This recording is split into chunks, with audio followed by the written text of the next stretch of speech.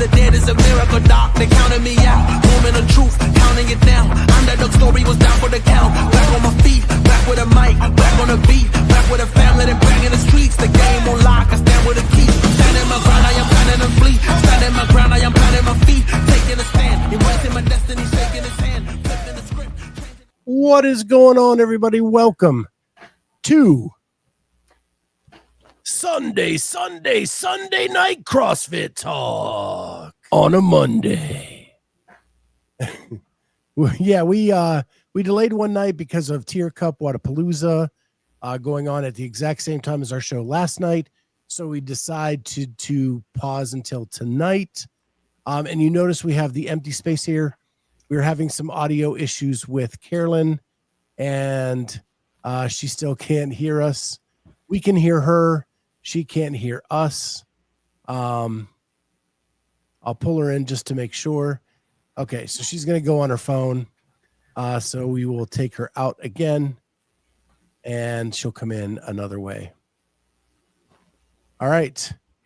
So anyway, yeah, it's always something, isn't it? Yeah, it's always something. Always something. Make sure you like and subscribe to the channel. You guys have been awesome. The growth of the channel has been amazing, and we love you all. And thank you so much for doing that. We have a jam-packed show tonight, but we haven't been on for 2 weeks because I was traveling and Jamie had surgery, and we wanted to get an update from Jamie on how the surgery went. I think it went good. I was completely out of it. So Aaron talked to the surgeon afterwards. I have some pictures, which mean a whole lot of nothing to me. But he said it went good from my understanding. I meet with him in 2 weeks. So that's when I'll know if I can get off crutches. So I'm 50% weight bearing right now. So as long as I'm using my crutches, it keeps like all the weight from going to one side. I feel good. Occasionally I get a little pulling at the front of my hip flexor.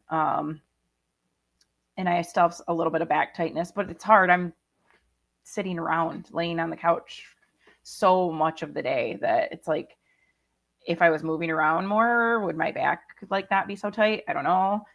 So, and that's ultimately like the back pain was like my biggest issue that I wanted resolved with this. I mean, I know it's hip surgery, but I feel like my back pain was coming from the hip. So it's like, not sure yet. Like, I just don't know. I think it's gonna be a long time till I know if it worked. And I'm pretty sure I'm gonna need the left side done. So even if there's some relief, I feel like it won't be complete relief until I get the left side done. So it is what it is. But yeah, just hobbling around on crutches. I have an incredible gym family that's like stepped up and made me lunches and dinners. And Juvie sent me a care package in the mail. It's really nice. I've had a lot of people reach out to me. That's awesome. Yeah, it is awesome. I saw you get on a bike. Yep. I bike every day. Yep. And the bike is okay for the movement of the hip. Yeah, apparently that's what they want you to do, probably to get some motion in there and blood flow. Yeah, it said as soon as like the next day I could bike. I didn't know that. So Friday was surgery, so I could have started biking on Saturday.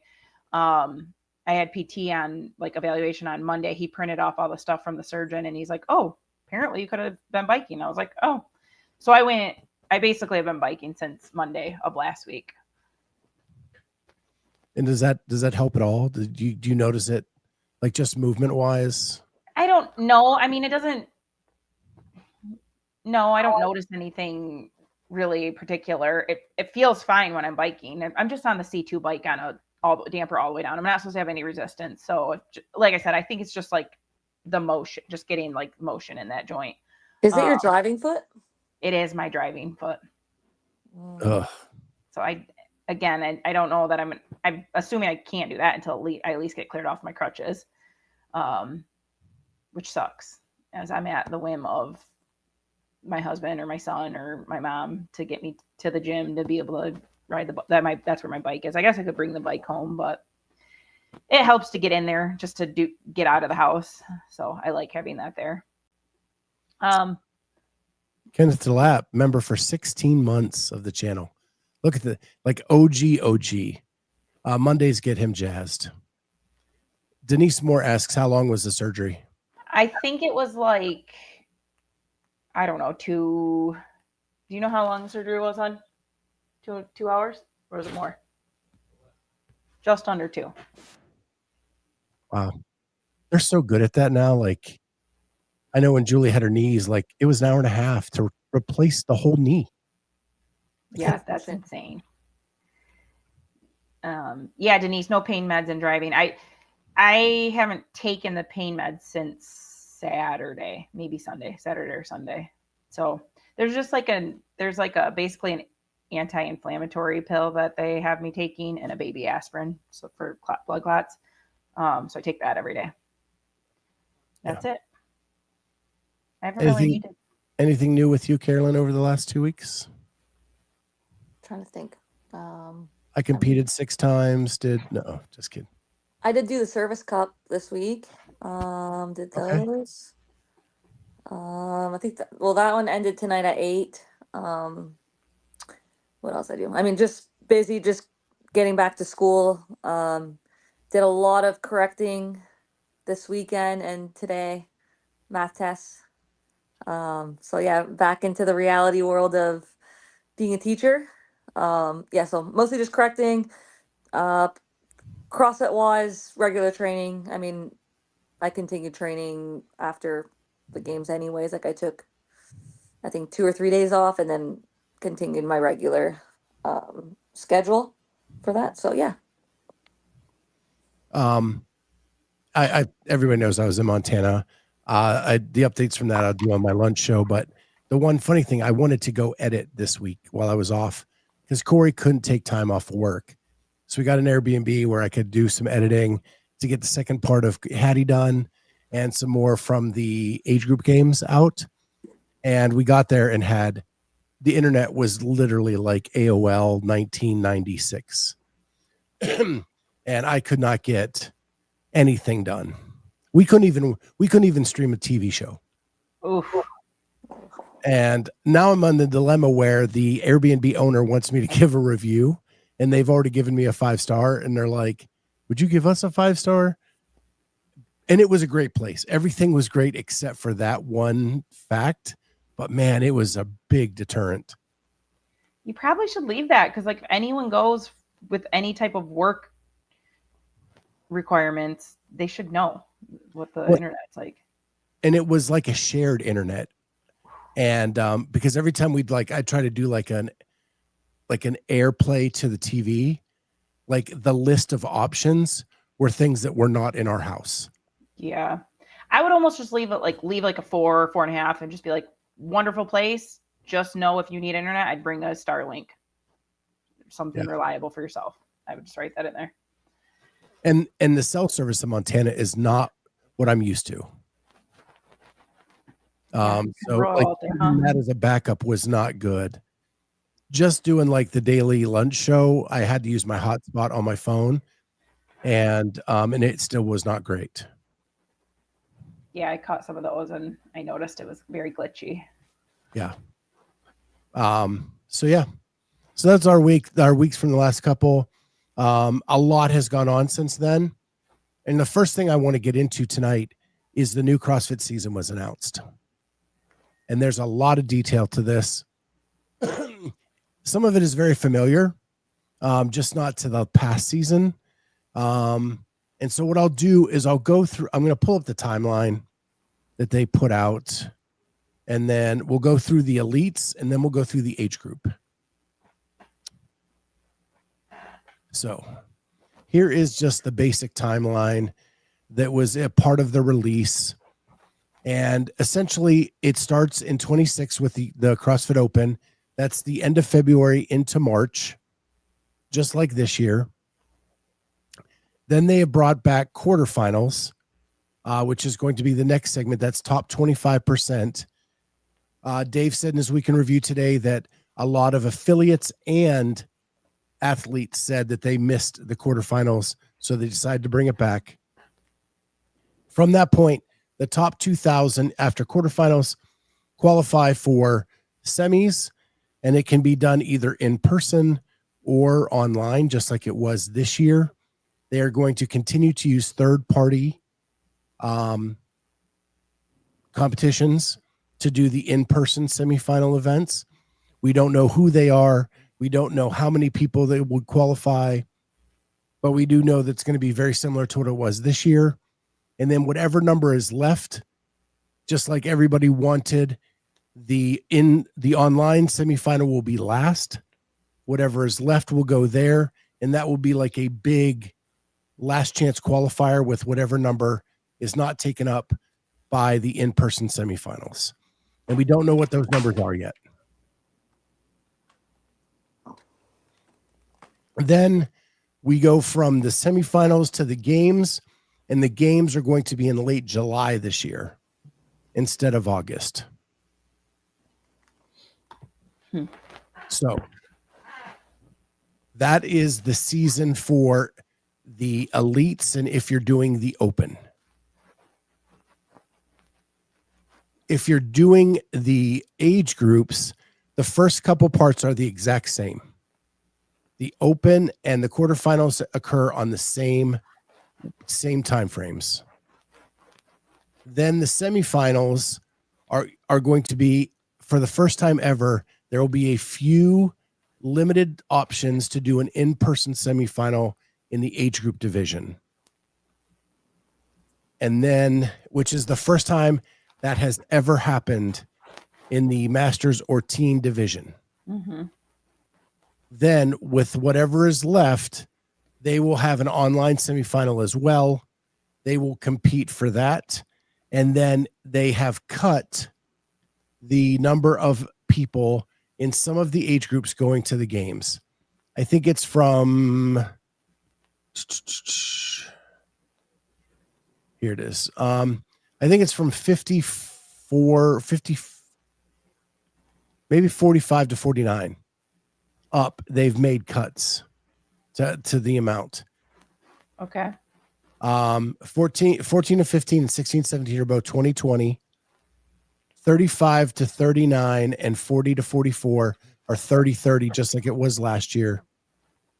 Then 45 to 49 to 50 to 54 is down to 2020. Okay. 55 to 59 to 69 is down to 15-15 from 2020. Okay. And then 70 plus is 10-10. So I know a lot of people are upset that these cuts were made. I have heard a lot of people in the comments, as well as on Instagram, coming and wondering why they made the cuts, because it does appear the way the timeline is set up, they don't have a location yet for the age group games, but it does appear that they're going to happen at a different time than the elite CrossFit games. Where has it said that? Like, does it say that the age group is in August somewhere? It does somewhere. Let me see.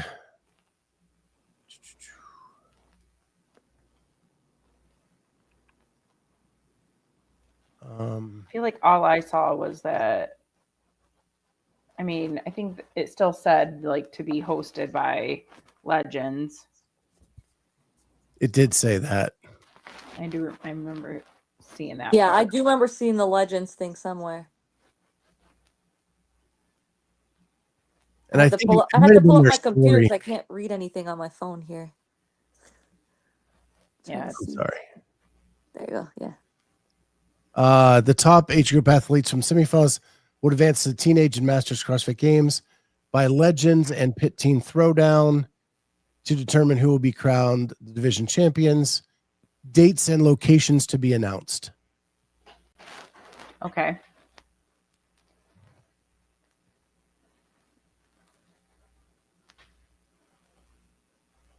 And I know John George is one of the people that are most upset at this.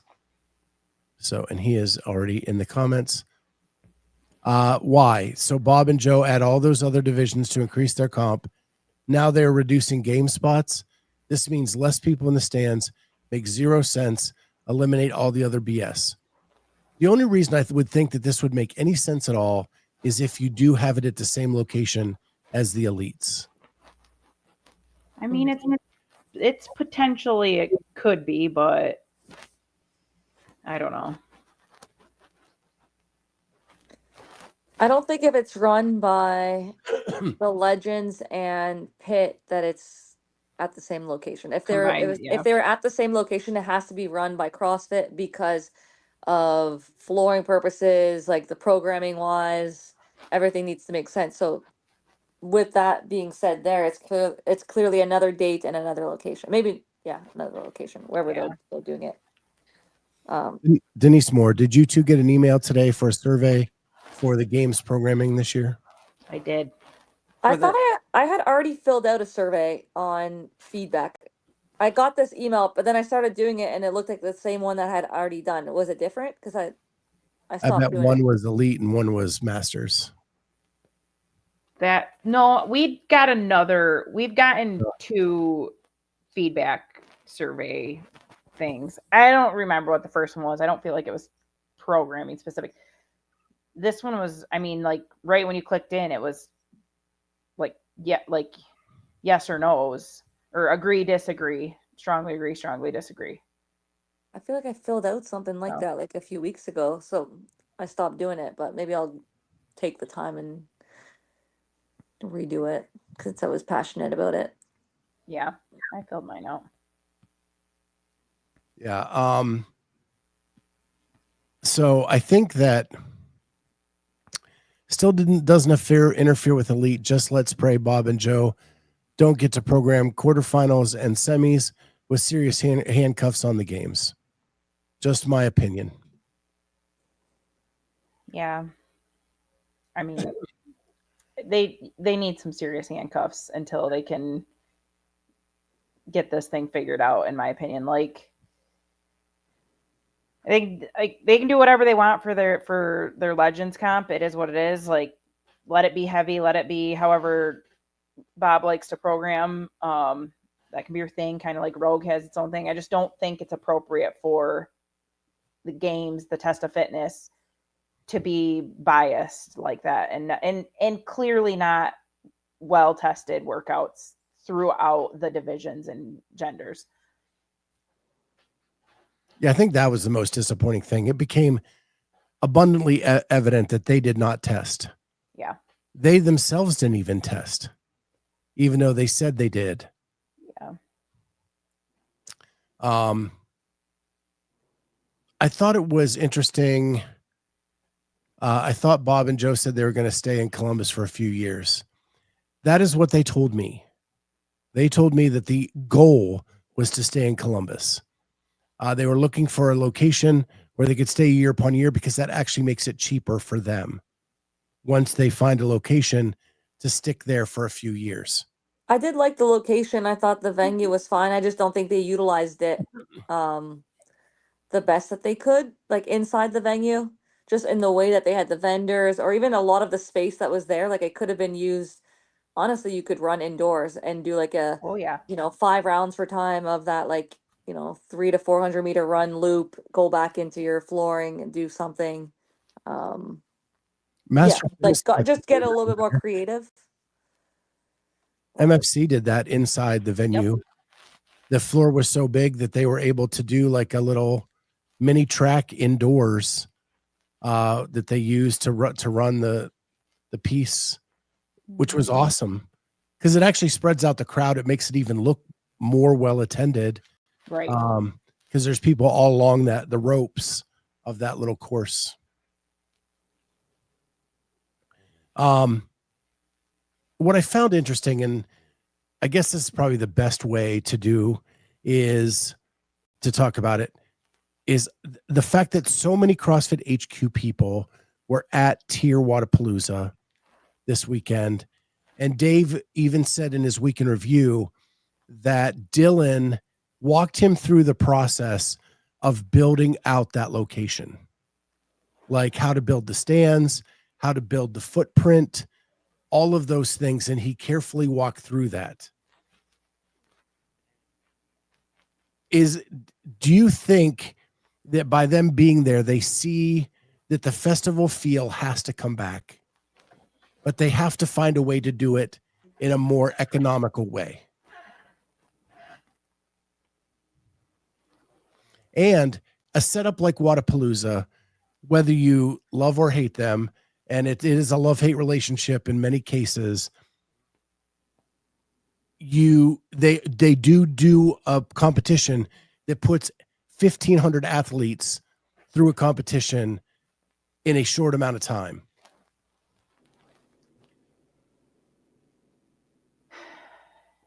I think go ahead.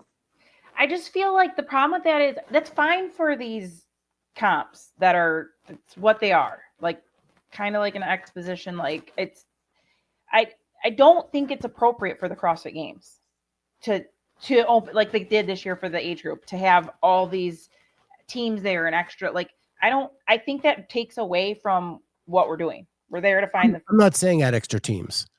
I'm saying if you want the masters, the adaptive, and the elite all to play in the same place at the same time, it gives you a footprint and a plan to do that better.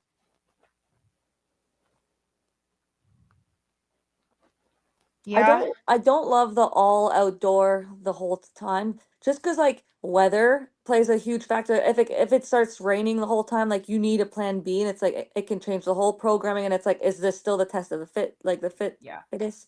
Like I don't think that being out in the heat needs to be something that's tested every single like competition. Like I think I like the idea of like having like an indoor venue for some things and then an outdoor venue like it was in Madison basically.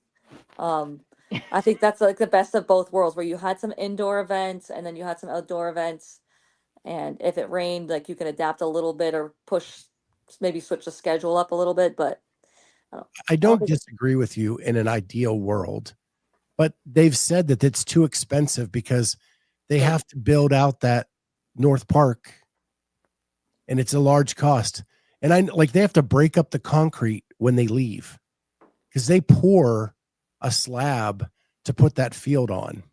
I don't know if people even realize that. What? Yeah, in the park, because that's a parking lot where North Park is. Oh. They literally pour a slab of cement to then put the turf on top of, so it's level, and then they build on top of it. That's why it's so expensive. Like, why can't they leave the pad? Like, that takes park on up a that. lot of parking because it's Why raised. It's raised up off the parking lot because the parking lot is not level. I mean, you've been to Madison. Nothing there is like state of the art. I mean, I don't know. Have a slope like off of it. It doesn't seem like it needs to be broken up every year. That's insane. Somehow you need to like leave that and build up around it. And I'm not saying that they would make it a beach games, but maybe they're just looking to find a way to have several stages with bleachers, with lighting in a more economical way.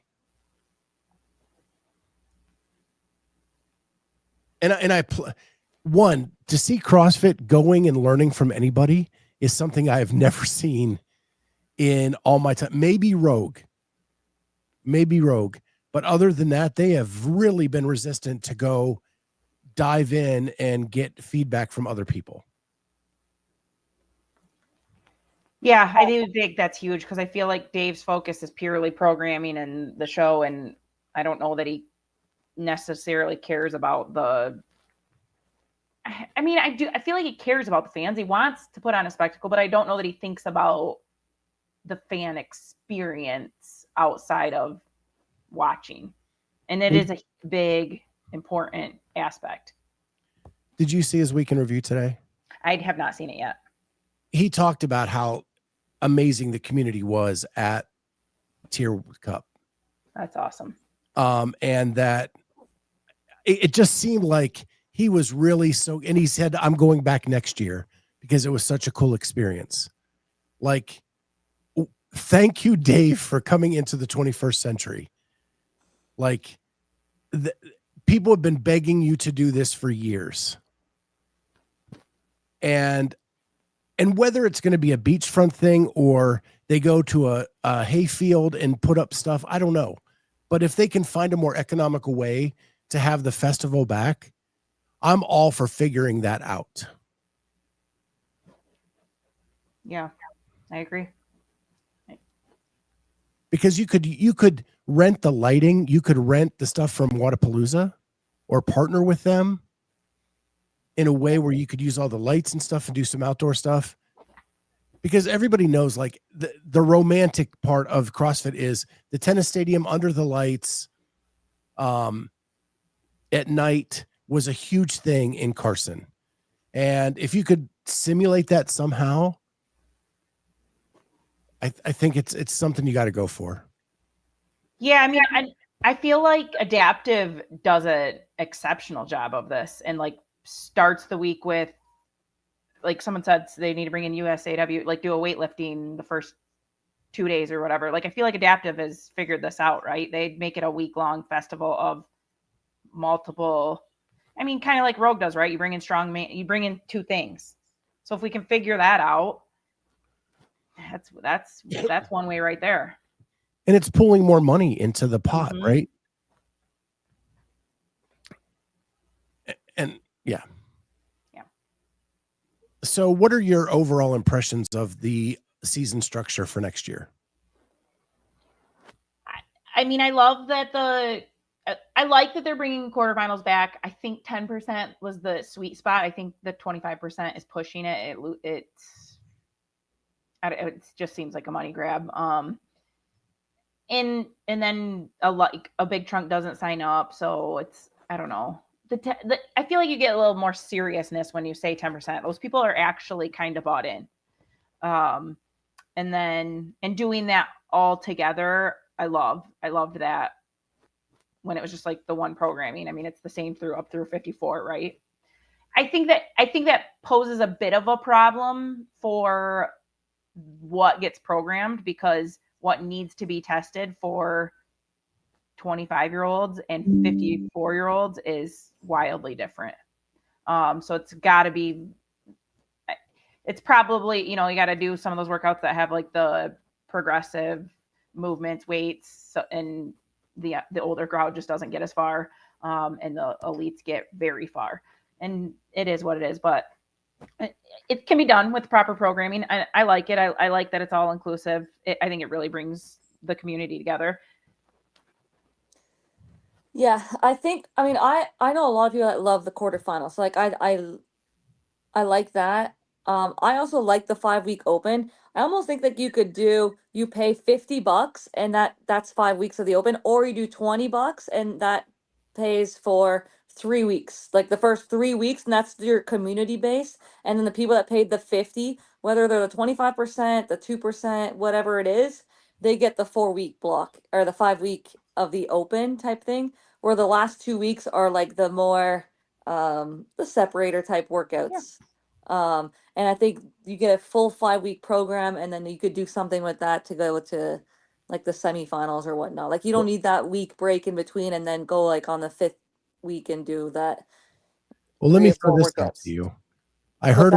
Let me throw this out to you.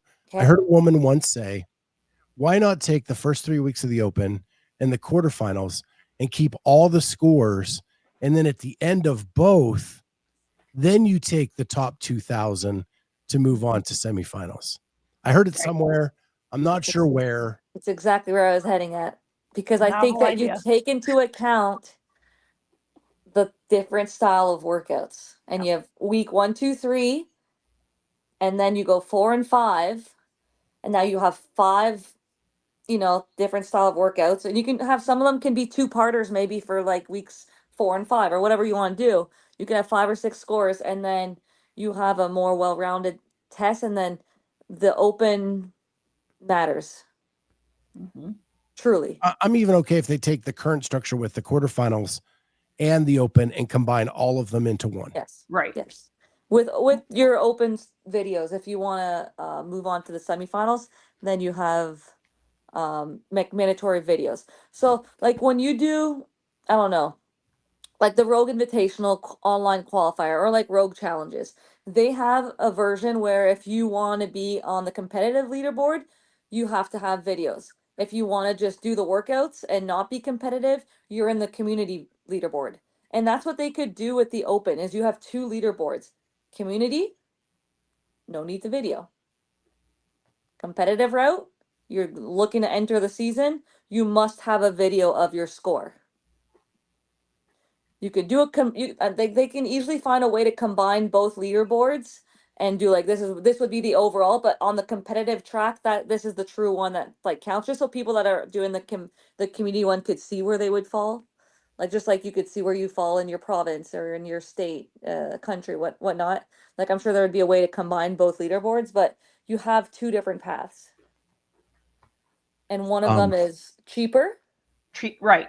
One of them is cheaper and less workouts first 3 weeks. The other one's more expensive, have to have videos, and then you move on from there. I think Vicky summed up exactly what Carolyne just said. Denise says 8 scores.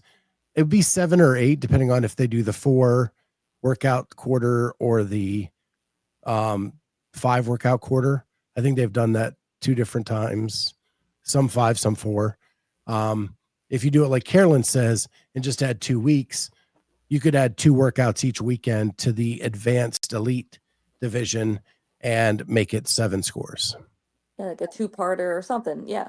And then like if you have them on a structural thing in there, it doesn't influence the overall leaderboard as much as if you don't have other stuff around it to balance it.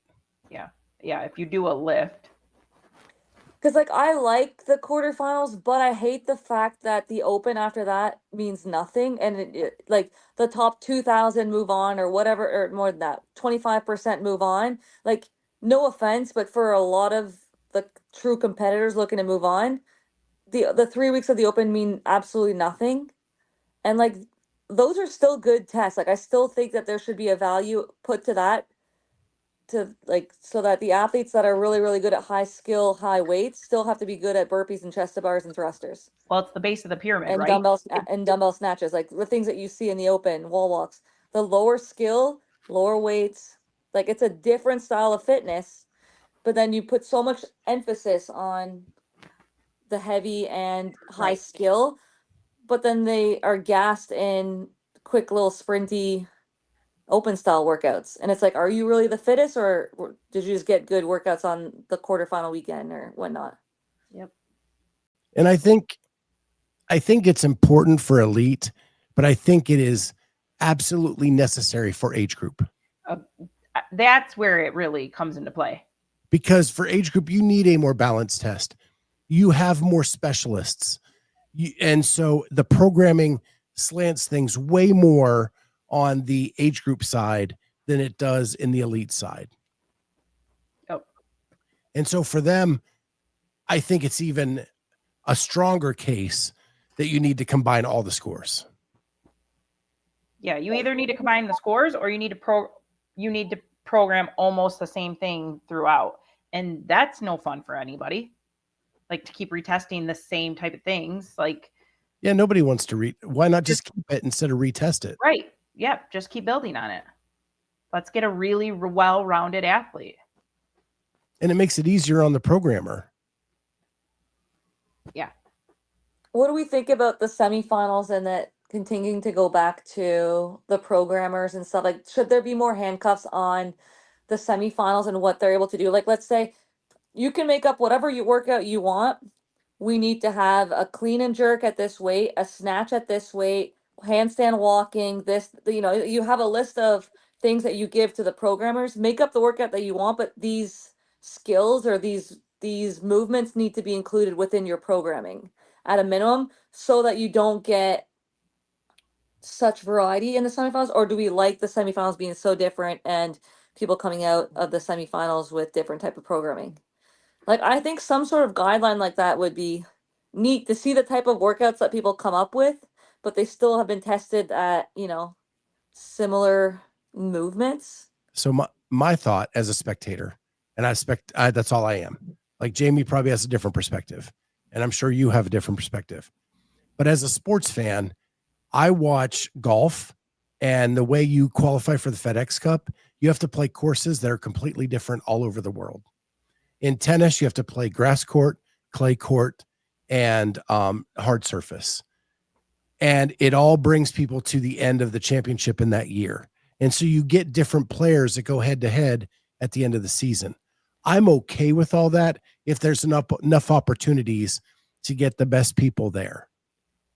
And for the spectator, it is less boring than the old regional day. By the last week of regionals, and I am a CrossFit nerd who watched everything, watching the same workout for like the 8th time got to be a little hard. So that's where I come from, but it's truly a spectator point of view and not an athlete point of view. And I know you guys probably have a different opinion. Well, I feel like there was too many in-person qualifying events personally. So I think that would eliminate that if there was 5, maybe. So you think less in-person events, more spot at those Yes. events? Yes. And that way, if it is similar programming, it doesn't feel like 8 weeks of like the same thing over and over and over again. But I don't like this region locked, and someone made it because they went here, and this one was all heavy weights and machines, and this one was all gymnastics. And if somebody would have went here, they would have made it. So yeah, I think a little more uniform. Personally, I would prefer to see, and I would prefer to see fewer unlocked regionals semifinal locations. Personally. Fergie, CrossFit needs to get back to live qualifying events. They're literally every weekend. Pick the ones in your region, agree that they will carry the quarterfinal programming. Aaron Fraser, we love NCC shit show programming. Denise, as a spectator, I would love to see the same workouts across all different semifinals so I can compare athletes. That's what I But like. you can't really compare because everything's different. Even when we did it like 2 years ago, the surfaces for the sled drag were completely different in every arena. Sometimes the distance between the barbells are different in different Yep. arenas when the flooring is not the same size. And then just for fun, Jamie, would you rather do a mile of burpees at altitude or chaperone a group of middle school boys at a Lions game? Oh man, that's a tough one. I don't even know. I don't know. That is a really tough one. I'd like to be at the Lions game. And Vicky, I don't think they should necessarily limit the workouts per se, but I do think the athletes should be able to do one in person. And if they miss out, it's last chance qualifier. I do kind of like that. Yeah. You have to pick one in person to try. Yeah, I think that's the right idea. Then Aaron goes back and says, would you ever give a spot directly to the games from winning, like, I don't know, the open quarterfinal route, like get one spot to like even make it matter? If the open and quarterfinals workouts were combined into one leaderboard, I could see an argument for that. I could even see an argument for top 5. Yeah, top 3 or 5. If you finish top 5 in the world with videos in 7 events, then you should get a spot to the games. I think 5's pushing it just because it takes away a lot of spots. There's only the 30. But I can see the podium 1, 2, 3. Because now people would be trying for the open, right? Like you like that can be an opportunity to with video, like, Aaron, with video. Right. Yeah, with video, of course. Yeah. Okay. Well, I'm sure we're going to be talking about this a lot. There's supposed to be more details. Dave did say in his weekend review that they talked to the athletes at TYR Cup. They had some heated discussions about some things, and there's more to be announced soon. And he said if the athletes say it, he doesn't care, but he wasn't at liberty to say at this moment, but it'll be coming out soon. So I'm sure by next week we'll have even more details that we can discuss about the season. I'm just curious, like where, like for the age group, what comps will be in person and stuff, how many spots? Because that was interesting. Like that's a new addition. That's interesting. So I know this always gets me in trouble. I heard a rumor from a reliable source that one of the one that they knew of wasn't even an existing competition that we even think about, but has put their hat into the to be just an age group qualifier, not an elite and age group.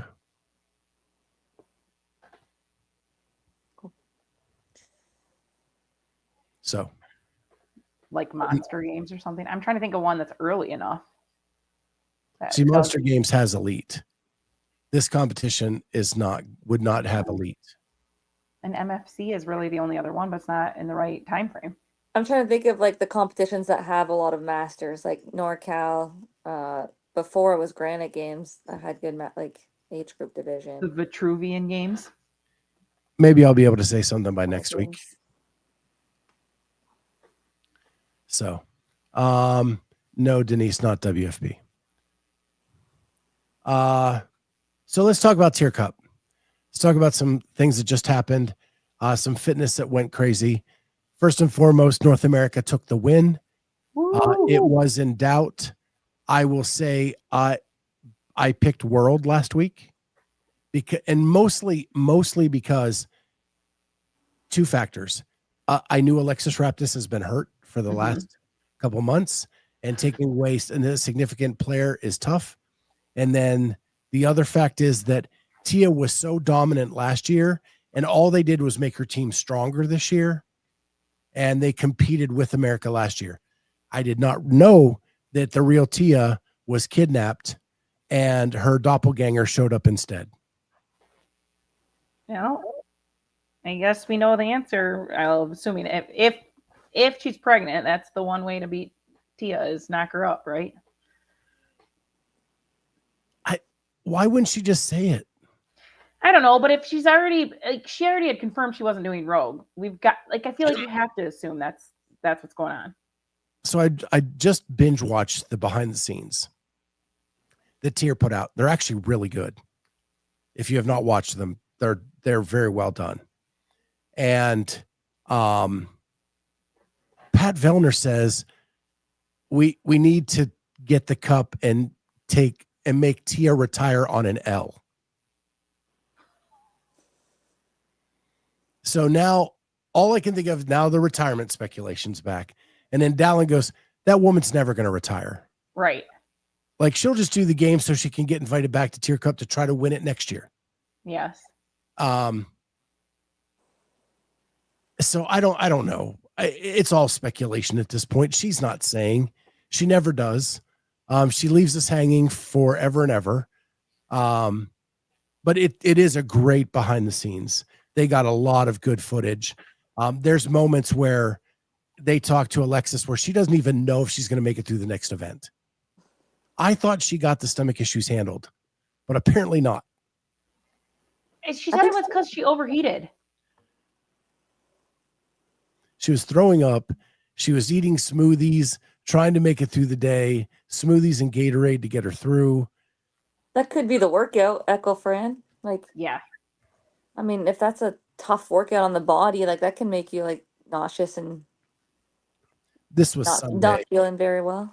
The Sunday behind the scenes, they're asking her if she's going to get through that burpee deadlift workout, and she wasn't sure she was. She was going, I hope the body holds up, but I just don't know. She did great. She did. I mean, after that day, I wouldn't have known. She looked more like herself. She didn't do awesome on the rope climb, but she got the no rep. Aren't we supposed to wait at least 12 weeks before you announce a pregnancy? Exactly. I just think they're not making anything official. But will Tia get knocked around? Will Tia getting knocked around make her want to keep going and show these girls she still got it? I think she has shown for 8 seasons. For 10 seasons, she got it. Like in the first workout, Echo Fran, when she dropped the barbell at the first like 7 reps or something, because it was like 21 reps, right? I think. Mm-hmm. and no one else dropped at that point. I was like, people are either going out way too hot. I'm like, because if Tia's breaking, like this is people are not coming up with a good game plan. Or I was like, or this is really weird that she just broke like with set like a quick 7 rep. I was like, this is odd. And then when she was last, I never thought I would see that. I Not in a know. workout that has thrusters and like pull ups and stuff. Like, yeah, there's an echo bike and that's not her strongest point, but I was like, when you think about the friendly Fran and her and Fraser just smashing everyone on that workout, like I did not think in any world that should be the eighth player or eighth place on that workout. I was like, wow. Yeah. Totally agree. I never thought I'd see Tia finish like that. Never. Regardless. And then- even if and she then was on the- pregnant, I would think that she'd be able to. I don't know. Crazy. I don't know. The way she stopped on those double unders and the wall balls, like, and in that workout, it's like she's trying to keep her heart rate a little lower. I don't know. Yeah, that one was surprising too. Like the rope climb one, I was like, okay, she missed her foot. Same with Emma Tall. They kind of both had a little mishap on the ropes, and both of those girls are normally two of the strongest on the ropes, and they Right. just had a mishap. And I was like, okay. And that workout was one on the rope. But then when you had the double unders and wall balls and she's resting significantly, I was like, man, I was like, this is just not like the Tia that we normally see. And it's like, yeah, she could be just in her off season or whatnot, or had just traveled and jet lag or what other people are speculating. Me was also like the one interview when she's like, oh, I'll let people speculate what they want or whatever. I was like, is she talking about pregnancy or is she talking about just like whether she sandbagged the workout? I was like, wasn't sure. Yeah. Yeah. Aaron Fraser asks, can she lose that much fitness since the games? No. I don't think so. She was so far in front of everyone that even if she took a month off, I think she's still so much better than everyone. I mean, I get it. She was still working out, but like when she was just training high rocks, she was like immediately able to just start picking up the heavy weights and be within 2 weeks be right back with everyone else. Like that, she's just something else. That for me, the only explanation is she's pregnant, or Here's the or answer. she is. Ken Walters, they forgot the Cyborg's adapter. Yeah. It was just weird. It was just weird. But it's But hard, honestly- right? Because like it's probably hard to be in her shoes because like all everyone knows from her is just excellence and winning every single workout. So like it must suck that like you can't even just do a workout and not win, and then everyone's just literally speculating about anything that could be wrong with you. Right. Like it's an off-season fun competition. I mean, fun. I mean, there's still $200,000 on the line for that. But like to be that good where you just can't even have any weekend off is crazy. Our resident medical professional, I think she's pregnant. I don't know. So enough about Tia. There are a lot of other athletes there, a lot of fun things to watch. What were your overall, like, what did you first of all, did you like the event? And then what did you like about the event? Yeah, I liked the event. It was incredibly easy to watch other than the time that it was on. But that shortened time frame, like the fact that it isn't the same athlete going, or a different athlete goes in a different event and they can go event back to back to back and be done in an hour is awesome. I love the team format that they do. Like the 4 people, the different styles, like you said, 4 people on this one, 2 on this one. If you did those two are out for the next one. It has to be a flip flop. Yeah, it's great. Love the format. I would love to see another team or 2 just to make it more of like the invitational from before, so Mhm. that if a team gets ahead on a workout, these races weren't that bad. Like sometimes like things could have gone worse where then you don't even have to try to finish the workout. Yeah, eventually I would like to see another couple Agreed. teams just to make it a little bit more exciting. Timing wise, didn't love staying up super late. I mean, I get that like Australia and other people around the world normally are doing that. But if you're looking at most people that are watching, like even I think in Europe it would have been like 3 or 4 in the morning. Yeah. So It's it just was because late. it's on the West Coast, and Because us. it was dark too though. Like their lighting wasn't great. I don't know if it's one day, but like the flooring gets a little bit wet. Like they were doing handstand walks on the one, and it looked like it was like dark out to do their handstand walks with the pistol one. Um, Other than that, I mean, I enjoyed the workouts.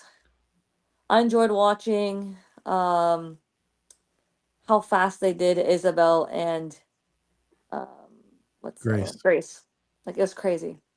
I haven't done like a pure workout like those ones, but I didn't know what people could do now. So it's nice to see that you get to see top athletes do, those benchmark workouts. I love that they made them go face to face. Yeah. I Agreed. thought that added an element to it, because like Hopper was smiling. Mm-hmm. But I just think like if you're doing like Isabel and like your grip is going, and all of a sudden you're going to make contact and that bar flies in front of you, like they were like really close to each other. My first They were CrossFit close. gym, that's how we had to lift every day because it was so tight in there. I thought some of the snatch reps were like sometimes clean and jerk looked better on good reps, but yeah, I don't know, I like the workouts overall this time. It's good. So I love the event. I thought it was better than last year. I agree with Jamie. The 90-minute of 3 workouts, 3 scored events in 90 minutes made it like these digestible chunks that you could watch it even though it was really late, and you could do and go on with the rest of your day. I loved how fast Dallin did the legless rope climbs. Like that blew me away. Or no, it was Justin. Justin Medeiros. They were, yeah. Justin. Loved the synchro deadlift burpee. I thought that when 2 athletes do it so well, like Dallin and Alexis, it is beauty to watch. Like they were so in sync on the 2-person, and even Pat and Danielle were like dead on during that. And I thought that is I never thought a deadlift burpee workout would be fun to watch, but that was fun to watch. It was. And it was beautiful. It was almost like art, like watching the synchronicity of that. Yeah. I thought the programming went up a level. I thought the evenness of the teams definitely went up this year. Yeah. And it made it for a much better competition. The trash talking was at another level. Pat Vellner gets my vote for best trash talker. He always is the best trash talker. Yeah. It's funny because, like Hopper and Dallin and Justin and some have been doing all this trash talking. And then the old man comes in and says, hold my beer. This is how you really do it. It's like everyone forgets how funny Pat is all the time. Like they rip on him for some of his stance or just like him being old and whatnot. But then he comes back and like everyone's like, oh, I love Pat. Like Pat was like, and during the interviews with all the athletes, if Pat wasn't there, it would have been boring to watch some of the interviews. Like it was rough to watch some of them. Like he has a great personality. He's able to be like, he's well spoken. He's good with chirps. Yeah, I think he's great for the competition. Aaron Fraser, DB winning with 3 no reps and still going sub minute was crazy. That was wild. Crazy. She did incredible there. That was nuts. Yeah, she was so fast. She was amazing all weekend. She looked great. I agree. Yeah. And I'll say it again this year. I know that people dog Guy because he's not well-rounded. He is not. But his home runs are like massive home runs. And when you put him in an event like this, he is going to crush the other team. But what it also did, it made the weightlifting event not even fun to watch. Alexis couldn't. So that's the issue, right? Right. Like that one almost needed to be boys total and girls total so that there maybe was some possibility, but like I think because Guy was going to make it unwinnable, it threw in the option to throw Alexis in there and just not even attempt because I don't They know. weren't winning. Yeah. I don't know. No, I think a lot of what they did this year looked good. And like you said, the 90-minute was perfect. If you add like a pre and post show just for the transitions, like a desk person like the WFP like had, or like the old update show on, for CrossFit, I think that just is a very easy, 90-minute sell. If you do like a CrossFit style series like that, would be cool. If I were to give any critiques, it in the broadcast, the counters were way off. Yes. That was really bad. That was brutal. And the only other thing I would say is they did a film footage that you can watch on YouTube of the sand event from Sunday. I wish they would have done one with the other event as well. Agree.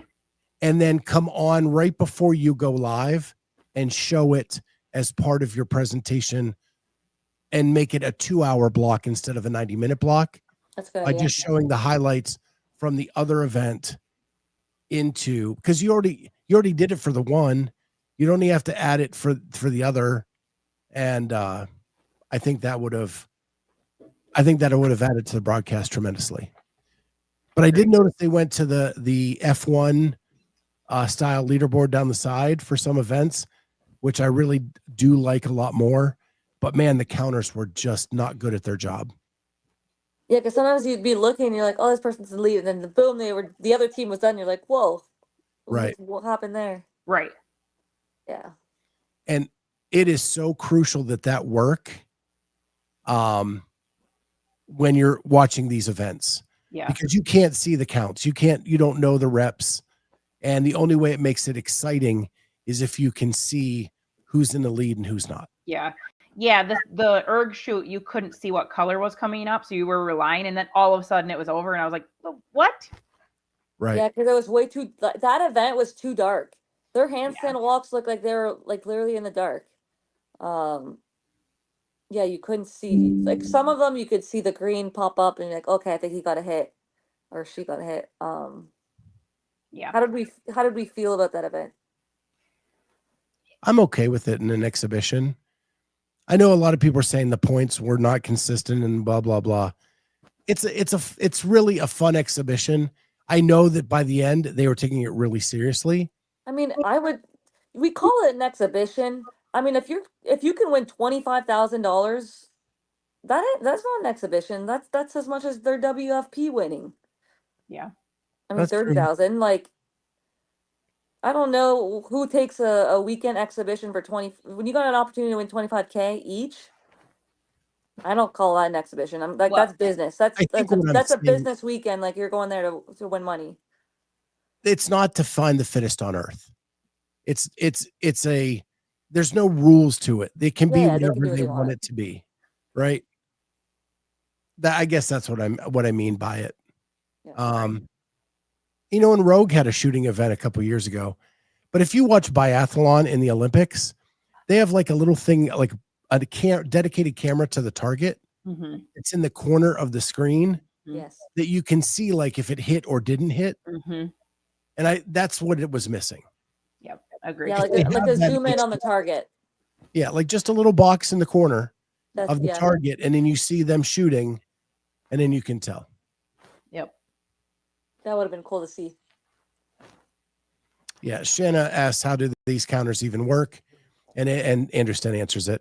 Someone sits and watches the judges and taps on an app on a phone usually. Yeah, a lot of times you'll see like the judge do an out, like when you're on a machine, and that's for what they count a rep. And then there's someone on a phone like tapping every time that happens. We just scored again. What's the score? 13-7. Looks like they just got a touchdown. So see what they. Lions are winning. Yep. Okay. So anyway, the the last thing I want to say is I love the jerseys. I love that they get to pick their numbers, and in the behind the scenes, you actually see like why they picked the numbers they picked. I I think was wondering that, like, if anyone was going to ask like why they picked their numbers. Like Tia, I know she's 17, 'cause that's her games number. That's the year she won. But I was like wondering why this person chose that number. So that's in behind the scenes. That's good. I'll have to look Yeah. at that. Are they like their old like soccer or football number or whatever? yeah, Talon's was complicated. I didn't even understand it. Okay. He was trying to explain it to Hopper, and Hopper was just like giving him shit, and so it just. And I think Hopper picked 23 because of MJ. Okay. That's what I figured. So, yeah, but Hopper thought he was cool with the 00, and Hopper's going, nothing's cooler than 23 because it's MJ's number, and they're going back and forth, and I hate the 00 and 0 in sports. Yeah. But they're everywhere now. So, but anyway, I just thought that was cool. So I do have some fact or fiction for you guys.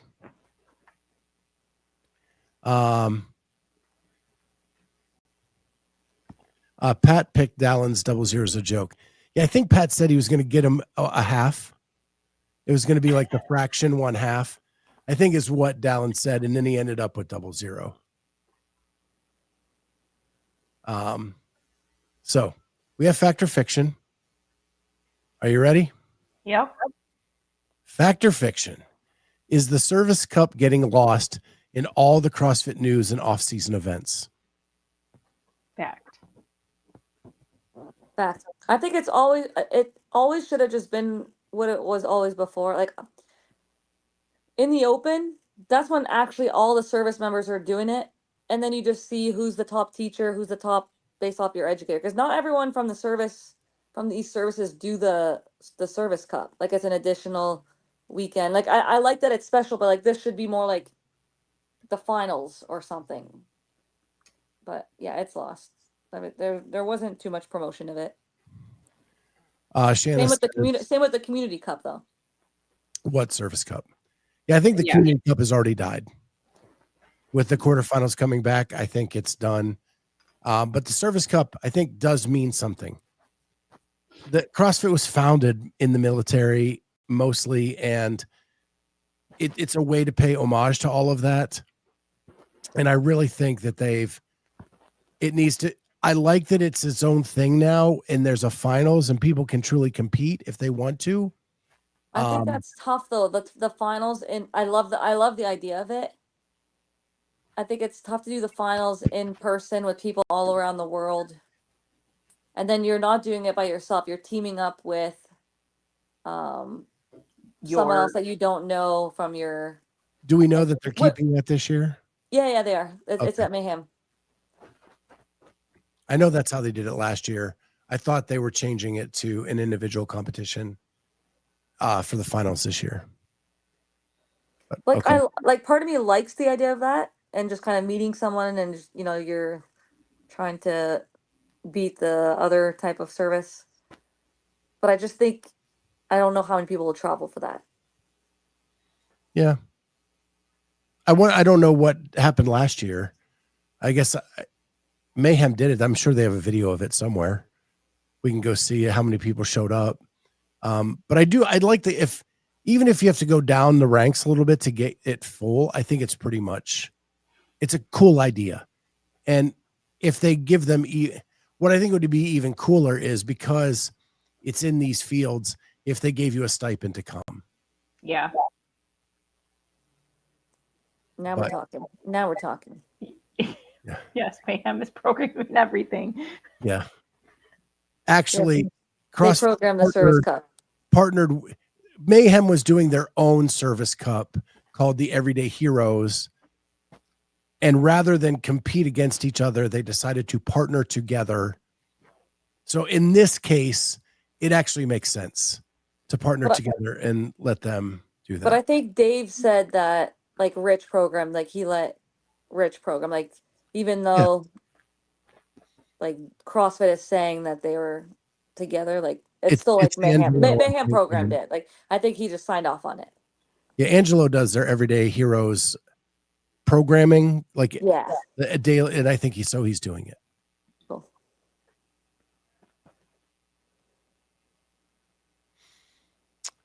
Tier should add armed services teams and do the event in between the elites. I think that makes that. Then you lose your 90-minute chunk that's digestible. Yeah. And there was really no breaks in between the elites. No, They went bang, bang, bang in those 3 events every night. I liked the format of that. I guess you're saying that no elites can be these service members. Yeah, that would be a problem. I think a lot of them can. And if you look in the history of CrossFit, there's a lot that have been elite and service. That's what I'm saying. So you can't do that. All right, number 2, fact or fiction. The TYR Cup is better than what the Invitational was. Fiction. Fiction. I love the invitational fiction. I mean, I think that's what it's missing. Like, I would like to see at least 3 teams, if not 4. Yes. And if Tier Cup could do that and make it like the Invitational, it'd be incredible. Yeah. No, I mean, it's a very similar idea. Very short windows. Like the Invitational is like that too.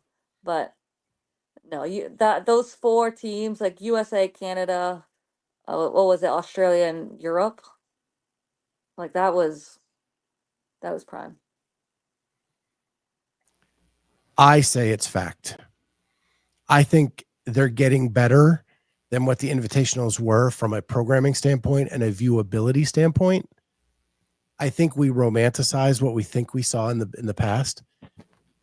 And because last year they didn't have 2 equal teams, adding 2 more teams like in Australia, a Canada, a Europe, and a North America or a United States would have made it a better watch. I'm okay with adding more teams to it. Okay, but you're asking right now if the Tier Cup is better, and our answer is fiction. If you're saying we're going to add 3 teams or 4 teams to the Tier Cup, then that's different. I wasn't saying that though. I was saying that I think it is more enjoyable viewing experience. One, it's 3 days of digestible content and it builds suspense over those 3 days.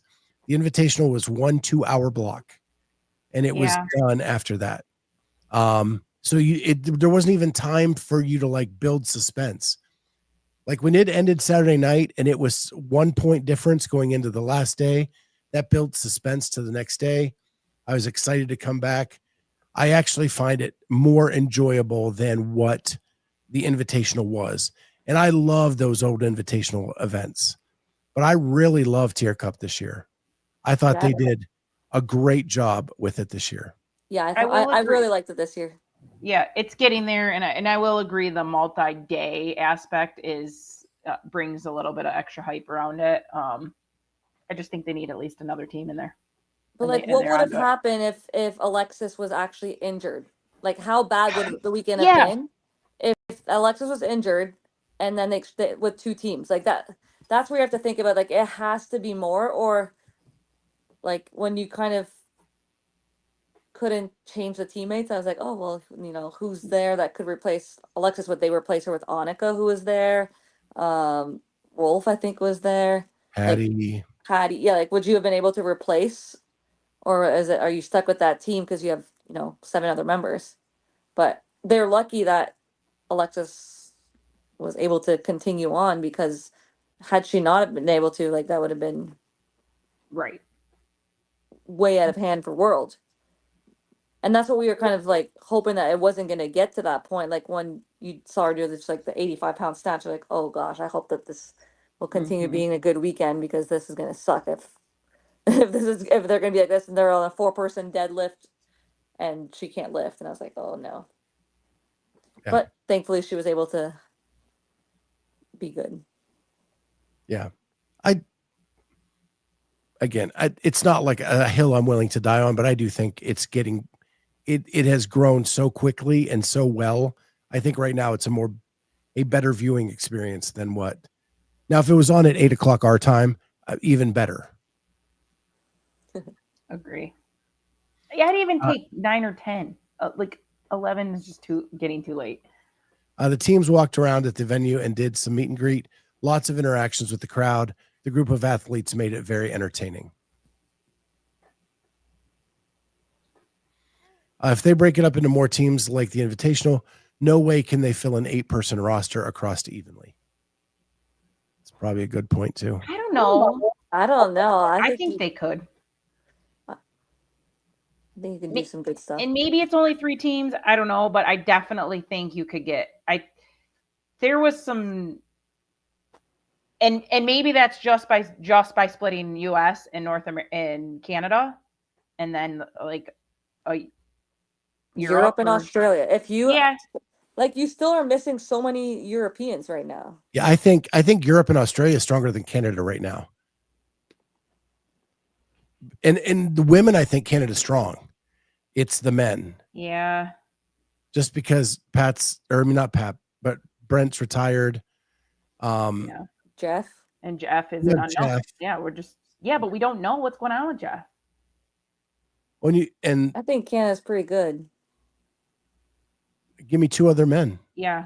Who would there be? Who would even their 4th? They're all old. I'm trying to think of who's coming up for Canada. I mean, if you gave it was Pat and I guess Jeff. you have what's his face from Mayhem? Sam Cornway. Sam Cornway. He has some great skill work. Yeah. So maybe you could do it. But I think it's something that you could do every 2 years or something. Like the highlight, just to. Farlow, he'd be your little geek, right? Yeah. Who? Farlow would be a good Canadian to throw on an event like that. Yep. Someone Farlow, to give Jeff a run for his money. Yep. Farlow, Jeff, Pat, Brent, Cornway, Emma Lawson, Rolf, Annika, Hattie. There's a lot of good Canadians. Yeah, there are. Fact or fiction? Because of recent follow through, we can start to trust CrossFit HQ. Fiction. It's still too soon for me. Recent follow through with what? Just like the new marketing campaign, Dave showing up at TYR Cup, the early release of the season structure, all the things we've been asking for, they seem to be following through for the first time. Yeah, not yet. More time. Not yet. That's what I'm at too. Until we know what's going on with the sale, for me, it's just way too much in the air for me. Yeah, that the way they're moving forward tells me they know way more about this sale than we do. And I don't like that. Train Olive, fiction, not yet. Denise, nope. Yeah. So I'm with you guys. I'm happy with the direction it's going. The fact that we know a season structure in September is like a revelation, but I need it more consistent. Yeah. They're taking some critiques. It seems like I'll give them that.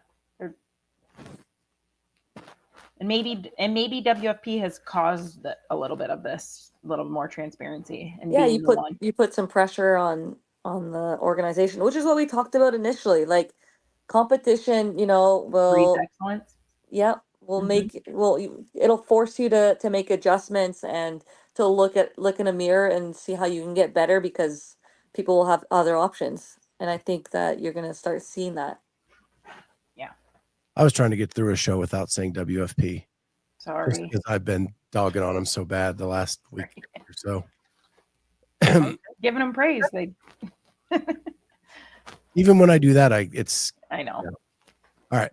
Last one. Fact or fiction? CrossFit should have a garage affiliate option at a reduced rate for those wanting to affiliate their garage gyms. It's a tough, I like it. I love it. Of course. I'd like to, affiliate my little kitchen gym here. But it's at what point does how do you control that? What's the size that it needs to be? How many members? I think it's really hard to regulate. Right? Am I wrong thinking that? No, I could see some. It's Yeah. like why would some bigger one pay 4,500 and then this one? I think the cost needs to go down regardless. Like I think the 4,500 is just way too much. Bring it back down. But Well, you can't have like a garage gym affiliation for like $500 and then the other ones all pay 4,500 or something. Like what kind of price are you thinking? so what's been speculated on the weekend reviews and through comments has been like $1,000 to affiliate a garage. And what do you get? Like the CAP programming, like the same type of affiliate tool kit that you So, get. okay. So I have an answer for this kind of in this same vein because I feel like there should be I almost feel like a garage gym. Like if you can prove it's your home, I don't know how, maybe you send in your mortgage and this is your home. And if it's truly your garage gym and it's like, whatever, cheap, 500, whatever. But I feel like they need I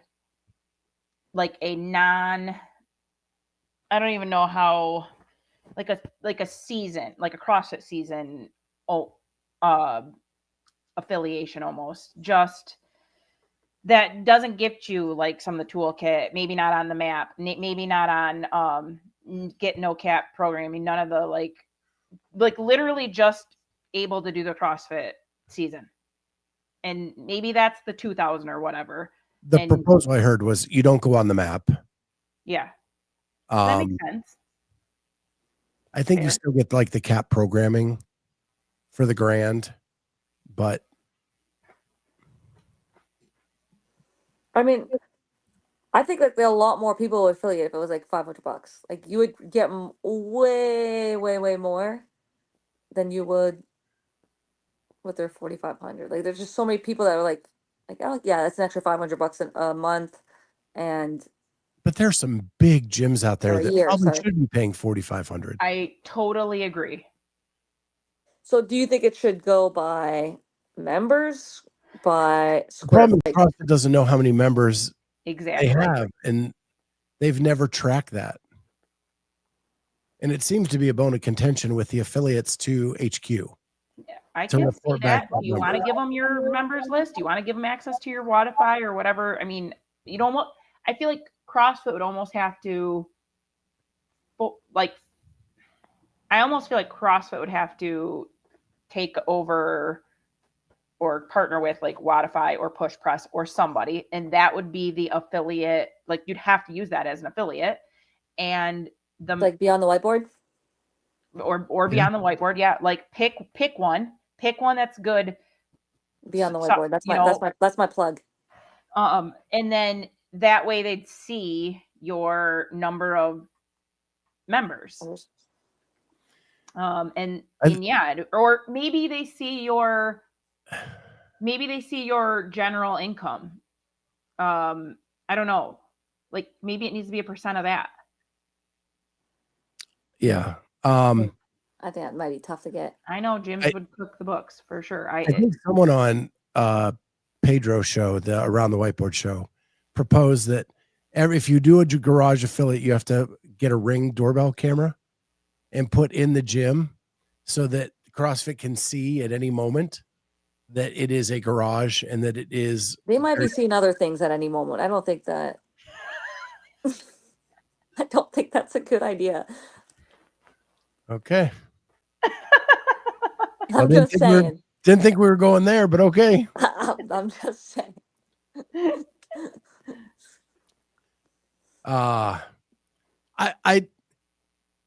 We talk about they trust the athletes to do the workouts as they're supposed to be done in the open and quarterfinals, and at some point you got to have some trust because people are going to cook the books. They do it in business all over the place. Right. We're going to have those people do it, but should you take it away because a few people are going to abuse it? I think it's a cool option, especially when I found out what Jamie went through last year in the open when she was trying to find an affiliate just to get her workouts in, and people didn't want to welcome her because she wasn't with an affiliate. And that's That's so against kind of the Community. ethos of CrossFit. I just think you could pay like, a $500 or $1,000 at most $1,000. If you want to wave the CrossFit flag, if you want to be able to use the CrossFit name for your gym that you're proud to, have that. I just don't think that it needs to be what it is in price. Like, Right. I think 4,500 is crazy. yeah, I think this was like $1,000 or less yeah. just to affiliate your garage. That's a lot for a garage. I would do like 500 for a I would garage. do 500 for a garage. Like if I'm thinking of like a regular garage gym, like not like a Emma McQuaid type garage gym or like an Ariel Lowen garage gym, like the Emma big ones McQuaid that they're is building, not but a like garage gym. Just yeah, 'cause it's on your property does not make it a garage. No cars are being parked in that garage. but like a $500 to wave the flag. Like I think that they would get so many people at that $500. And that would be way like so much additional income for CrossFit just by doing that. The amount of people that would do it for that. Oh, I'm Like sure. 500 a year, I think that would be a great deal to be able to use the name and wave the flag. Train Olive, what else do people do in their garages? Woodworking, auto repair. So that's Fact or Fiction for this week. Now for like the sneaky big news.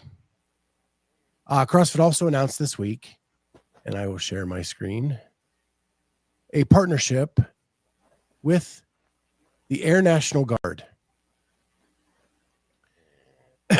For the first time ever, a non-apparel company or shoe company is going to be the presenting sponsor for the CrossFit Open in 2026.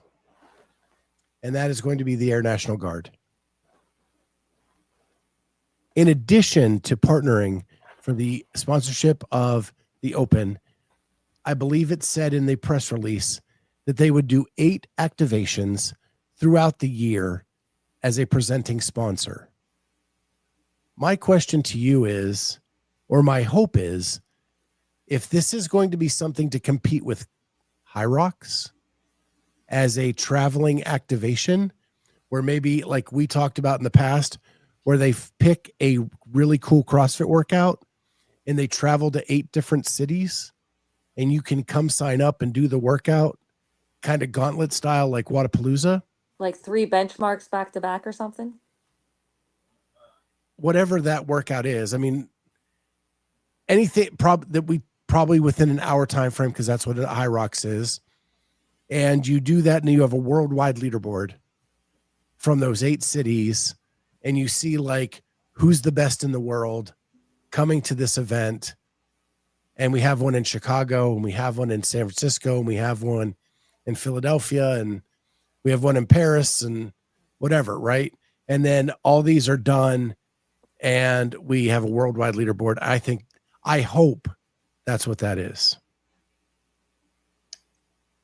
Yeah, I mean, I don't think that's what it is, but I don't think it is either, but that would be a great idea. yeah.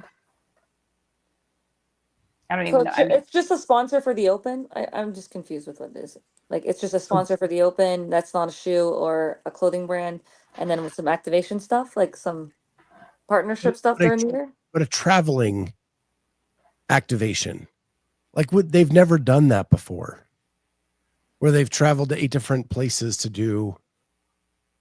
But is it like a seminar? Is it like like at the games they always have like affiliate gathering stuff? Like is it just one of those that just There's no details on it. I feel like that's exactly what it is. They're going to have their booth. They're going to have a little thing at the 5 in-person semifinals here and probably some couple in Europe, and that's their 8 activations. Please don't bring me down. I mean, that's what I get from it. I love your idea. And maybe if they hear this, maybe they can think about actually programming something to do at their booth that makes sense, that can carry over from each of these. But I feel like it's just like discussions. At every event already scheduled, then that's just dumb. What did they just, was it the Air Force or whatever what did Chase just do? The 500 meter row. I don't know. Well, he had It was something. only 250. Oh yeah, 250 meters in that booth. Like, if they can come up with something that, I mean, I would like it more involved than that personally. Like, I would like it to see it be like a 500-meter row, 30 bar muscle ups, and I don't know, like you pick like High Rocks that brings all these people to a location to do this big event. Why can't we do something similar? I don't want to be just a carnival booth at the local fair. But I think they are going to be a carnival booth. Like, I don't think they're going to have the, I mean, I don't know, maybe they work something out where they have more floor space, but I think that's asking a lot, like to set up an event floor. I don't think they're set up for that, nor do they know how to run it or have the money to do it. Yeah. It's just a meet and greet. It's 8 meet and greets, Scott.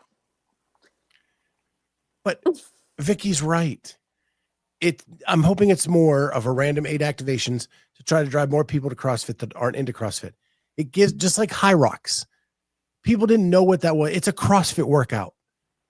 It should be, but because it's called High Rocks, not CrossFit, it's not driving people to the right place. If CrossFit wants to drive people to the affiliates, they need to do something similar with the CrossFit flag. And you charge people to come do it just like they do with High Rocks, just like a 5K, just like whatever. Yeah, but people, this is going to be this is going to be in an event that people have already paid to be at. Like, who wants No, it doesn't have to be that. Nobody said it's an existing events. Oh, it totally is. You know it is. They're I Crush don't know. my dreams. Do you think that they have something that's planned that's huge? Like, we don't even know the season. Like, this is not, they're not planning to do 8 We know big the thingies season. like High Rocks. Like, the amount of planning that you would need to do for that is crazy. This would be already out in the open. You would have to, like, you guys are crushing my dreams. I love your 8 idea. meet and greets. Man. I mean, yeah, if they took our gauntlet idea and picked one of our workouts and did it, love it. This is just like activation. Yeah, just talk about CrossFit community. Oh, well.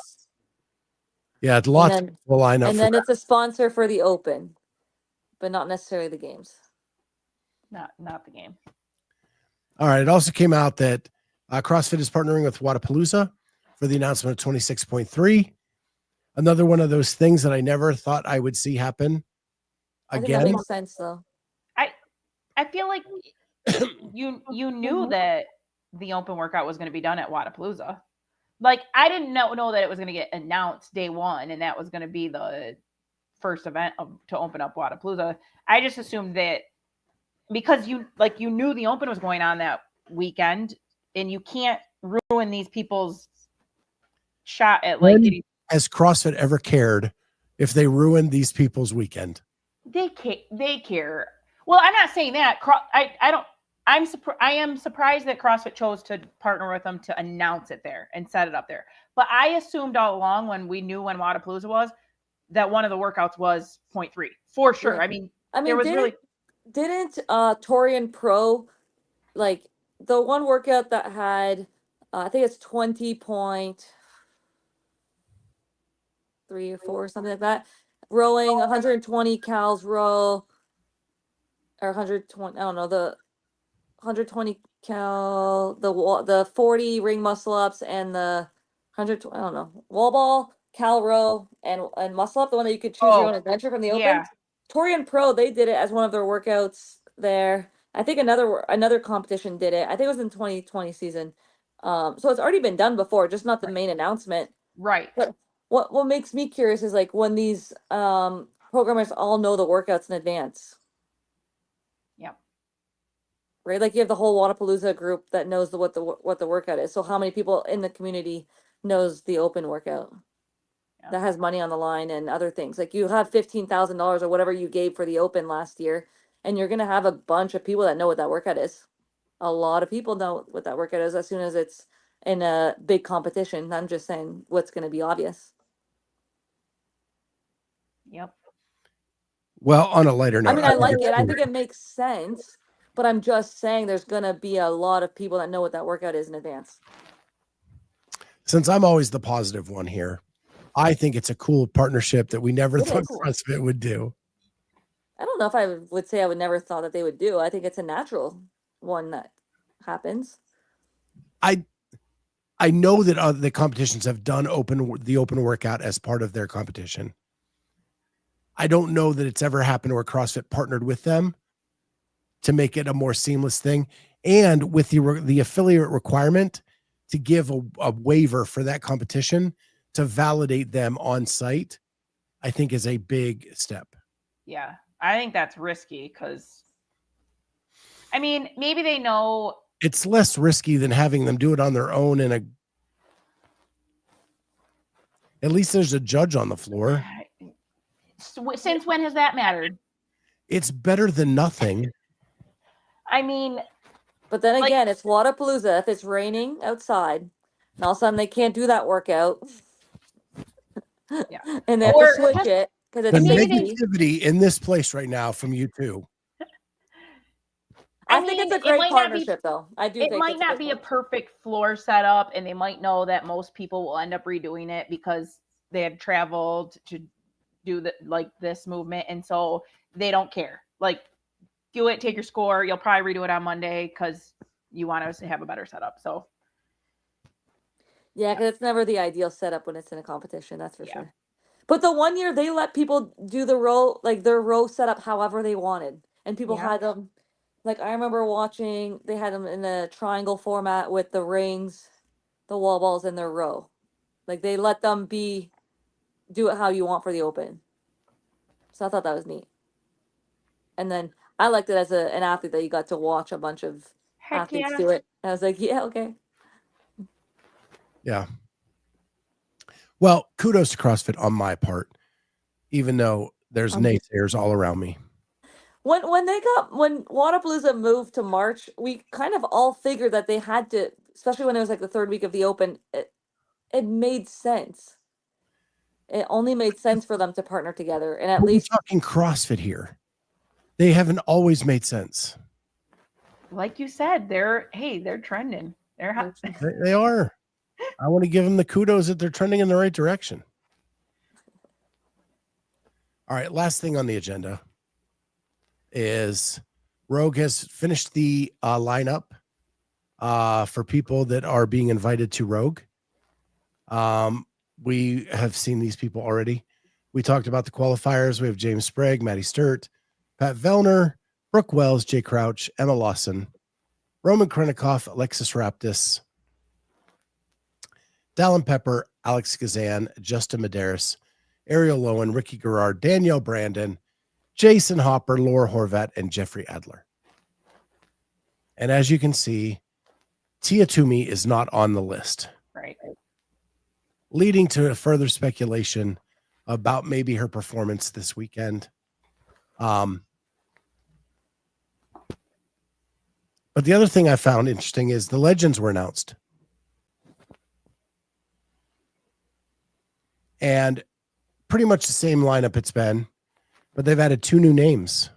I saw Brent Fikowski was added as a legend, and Scott Panchek was added as a legend, which it's about time. Yeah. Nice. And then the rest are the typical cast of characters. Yeah. That have been there for the last few years. But and no Katrin, but I think she's due around now-ish. But Annie's there, right? Annie's on there? Annie's on there. Whew. It's Matt Chan, Sam Briggs, Annie Sakamoto, Tanya Wagner, Brent Fikowski, Dan Bailey, Chris Spieler, Margot Alvarez, Rebecca Voigt-Miller, Josh Bridges, Josh Everett, Miko Salo, Rich Froning, Scott Panchek, Kristen Clever, Matt Fraser, and Annie Thorstadter.